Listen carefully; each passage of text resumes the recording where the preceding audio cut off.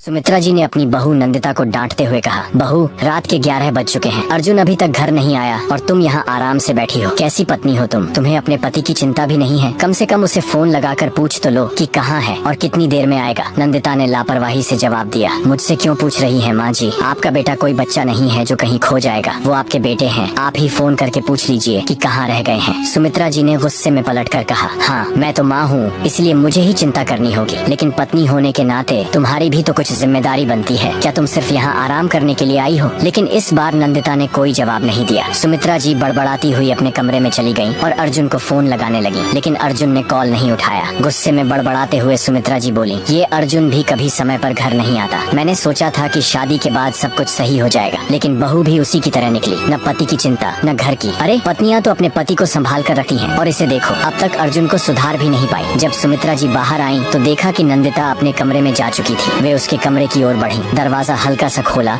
और देखा कि वह गहरी नींद में सो चुकी थी। निराश होकर सुमित्रा जी वापस हॉल में आकर बैठ गईं। कैसी औरत है ये, पति अब तक घर नहीं आया और इसे नींद भी आ गई, बिल्कुल बेपरवाह। सुमित्रा जी बड़बड़ाते हुए फिर से अर्जुन को फोन लगाने लगी, लेकिन उसने एक बार भी कॉल रिसीव नहीं किया। आखिरकार थक हार कर वह हॉल में सोफे पर बैठ गई। रात के 12:30 पर दरवाजे की घंटी बजी। सुमित्रा जी घबरा कर भागते हुए दरवाजे तक गयी और दरवाजा खोलते ही उनका दिल बैठ गया। अर्जुन नशे की हालत में दरवाजे पर खड़ा था, इतना लड़खड़ा रहा था कि खुद को संभाल भी नहीं पा रहा था। किसी तरह सुमित्रा जी ने उसे सहारा देकर घर के अंदर लाया और सोफे पर बैठा दिया। बेटा तो बुढ़ापे का सहारा होता है, लेकिन यहाँ देखो मुझे ही तुझे संभालना पड़ रहा है। कुछ तो शर्म कर अर्जुन, कब तक यूं ही मुझे तड़पाता रहेगा? सुमित्रा जी गुस्से में डांट रही थी, लेकिन अर्जुन को होश होता तब तो वह कुछ जवाब देता। वह नशे में धुत सोफे पर लुढ़क गया। सुमित्रा जी निराश होकर अपने कमरे में चली गयी और बड़बड़ाने लगी, जब पत्नी को ही कोई परवाह नहीं है तो मैं क्यों परेशान होती रहूं? पहले अकेला बेटा खून पीता था, अब बहू भी उसी के साथ मिल गई। मेरी तो पूरी जिंदगी ही बर्बाद हो गई। गुस्से में उन्होंने चादर ओढ़ ली और सो गईं। सुबह जब उनकी आंख खुली तो देखा कि अर्जुन अभी भी हॉल में सोया पड़ा था और नंदिता पास में डाइनिंग टेबल पर बैठकर चाय पी रही थी। सुमित्रा जी को देखकर नंदिता ने पूछा, माँ जी आप चाय लेंगी? उसे देखकर सुमित्रा जी ने निराशा से हाथ जोड़ते हुए कहा, तू ही पी अपनी चाय, पति यहाँ नशे में पड़ा है। लोगों की तो चिंता के मारे भूख प्यास उड़ जाती है और तुझे देखो इतनी बेपरवाह होकर चाय पी जा रही है। सुमित्रा जी की बात सुनकर नंदिता हल्की मुस्कान के साथ